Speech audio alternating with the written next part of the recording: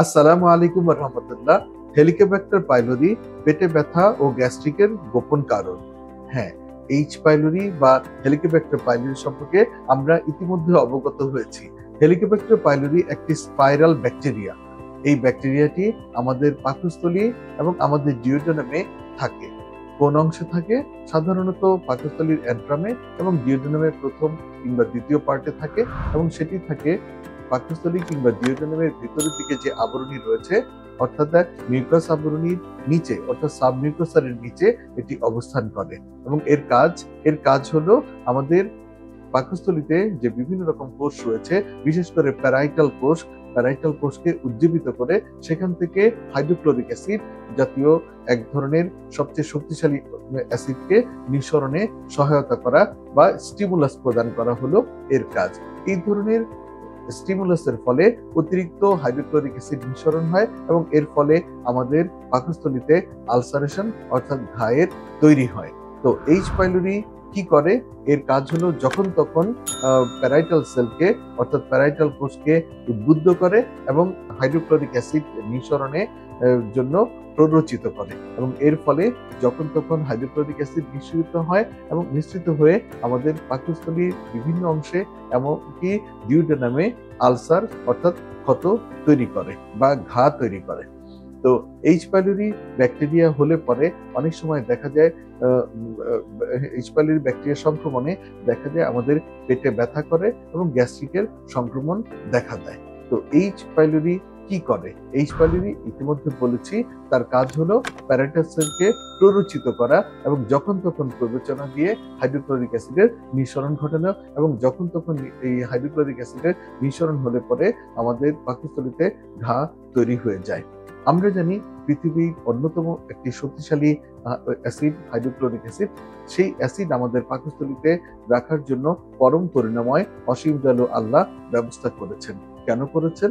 কারণ হলো আমরা যে খাবার গ্রহণ করি দৈনন্দিন জীবনে সেই খাবারের সাথে যত্রতত্র আমরা খাবার গ্রহণ করি কিংবা স্বাভাবিক খাবার গ্রহণের সাথে সাথে খাবারের সাথে অনাকাঙ্ক্ষিত রোগ জীবাণুগুলো কিন্তু আমাদের পেটের মধ্যে ঢুকে যায়। তো এই অনাকাঙ্ক্ষিত রোগ জীবাণুকে ধ্বংস করার কাজে এই হাইড্রোক্লোরিক অ্যাসিড ব্যবহার করা হয়। তো আমরা যখন খাবার গ্রহণ করি ঠিক তখনই হাইড্রোক্লোরিক অ্যাসিডের নিঃসরণ ঘটে এবং সেই হাইড্রোক্লোরিক অ্যাসিড রোগ জীবাণুগুলোকে ধ্বংস করে। কিন্তু বিপত্তি ঘটে তখনই যখন তখন হাইড্রোক্লোরিক অ্যাসিডের নিঃসরণ ঘটে। বিশেষ করে এইচ পাইলোরি ব্যাকটেরিয়া যখন তখন হাইড্রোক্লোরিক অ্যাসিডের নিঃসরণ ঘটায়। ইতিমধ্যে বলেছি প্যারাইটাল সেলকে প্ররোচিত করে এই ঘটনাটি ঘটায় এবং আমাদের হাইড্রোক্লোরিক অ্যাসিডের অতিরিক্ত নিঃসরণের ফলে আমাদের পেটের মধ্যে আলসার বা ঘা তৈরি হয় এবং তখনই পেটে ব্যথার সমস্যাগুলো দেখা দেয় এবং এটি গোপনে গোপনে চলে বলে বলা হয়। এটি গোপনে এই কাজটি করে থাকে।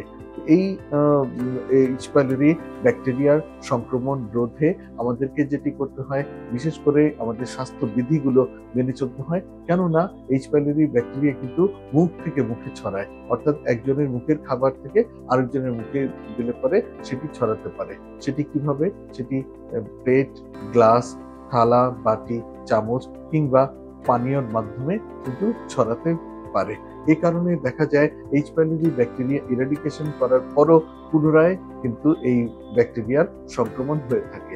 তো এর থেকে মুক্তি পাওয়ার উপায় হলো আমাদেরকে অবশ্যই ব্যক্তিগত স্বাস্থ্য বিধি মেনে চলতে হবে অর্থাৎ খাবারের পূর্বে অবশ্যই ভালো করে সাবান দিয়ে হাত ধুয়ে নিতে হবে এবং খাবারের শেষেও অবশ্যই আমরা ভালো করে সাবান দিয়ে হাত ধুয়ে ফেলবো এবং একজনের খাবার আরেকজন খাবো না এভাবে কিছু নিয়ম কানুন আমরা মেনে চলবো এবং অবশ্যই এইচ পাইলোরি সংক্রমণ রয়েছে কিনা সেটি আমরা অবশ্যই একজন চিকিৎসকের শরণাপন্ন হয়ে আমরা জেনে নিব এবং সেই অনুযায়ী চিকিৎসা করব।